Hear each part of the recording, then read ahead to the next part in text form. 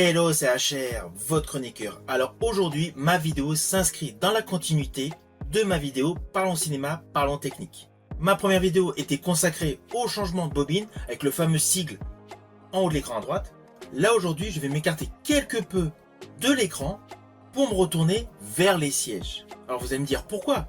Tout simplement parce que je suis sûr que vous ne vous êtes jamais posé la question pourquoi les sièges dans les salles de cinéma sont tout simplement rouges. Eh bien aujourd'hui, je vais tout simplement vous donner l'explication. Alors dans un premier temps, forcément les salles de cinéma ont copié les salles de spectacle qui existaient avant, c'est-à-dire les théâtres. Théâtres que vous connaissez tous avec des sièges rouges. Ceci dit, avant la Révolution française, tous les sièges dans les salles de théâtre étaient en bleu, avec souvent des tentures blanches. Ainsi, dans les salles de théâtre, vous aviez des sièges bleus avec des rideaux bleus, ou alors c'était l'inverse, vous avez des sièges blancs avec des rideaux blancs. Pourquoi me direz-vous? Tout simplement parce que le bleu et le blanc représentaient la royauté. Plus précisément, le bleu était la couleur emblématique de la royauté française, en particulier depuis le Moyen-Âge.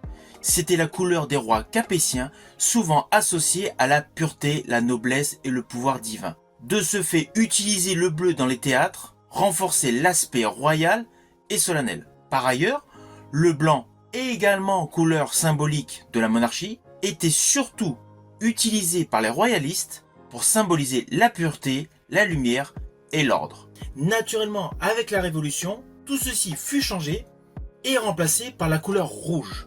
En plus, le rouge est une couleur associée à la passion.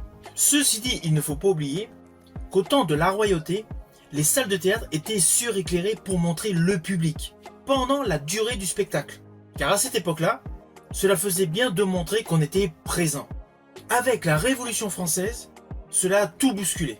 Cette notion de se mettre en avant pendant le spectacle a totalement disparu. De ce fait, les salles se sont trouvées dans le noir pendant les spectacles. Et justement, la couleur rouge est la première à l'œil humain à disparaître. Parmi toutes les couleurs, le rouge est la première couleur que notre œil ne perçoit plus, dans le noir. Ce qui assure aux artistes dans les théâtres de ne plus être intimidés par le public, car tout simplement, ils ne le voient plus. Naturellement, cet effet a été repris pour les premières salles de cinéma, qui au fil des années a permis à chaque spectateur de se concentrer davantage sur l'écran, ne pas du tout être diverti par des personnes dans le public. Par ailleurs, n'oublions pas que initialement la couleur rouge est une couleur chaude et accueillante, qui attire naturellement l'attention, mais évoque également le confort et la chaleur, ce qui est parfait pour créer une atmosphère envoûtante. Je rajouterai, cela vous permet d'être totalement enveloppé face à l'écran. Ceci dit, pour un côté très pratique, n'oublions pas que le rouge cache très bien les taches. C'est un petit détail assez amusant, mais j'espère que vous avez aimé. Ceci dit, pour avoir beaucoup plus de confort visuel, les salles IMAX sont équipées de sièges noirs. Tout simplement à cause de l'écran. L'écran étant énorme, il suréclaire la salle. De ce fait, toute couleur en dehors du noir perturbe la vision du film que vous regardez. Si ma vidéo vous a plu, n'oubliez pas, petit pouce vers le haut, pensez au partage.